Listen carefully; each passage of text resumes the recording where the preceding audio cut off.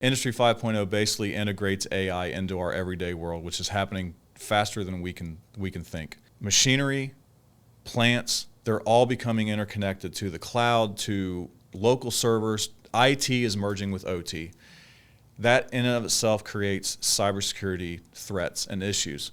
There are new standards coming out. There's a new international standard. That's IEC 62443-4-2 and -3 that's setting the standard for new cybersecurity.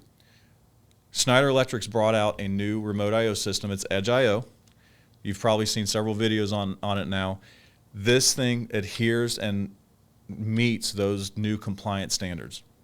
So you don't have to worry about if you're going to have a hole in your security firewalls. This hardware is already set to meet those standards.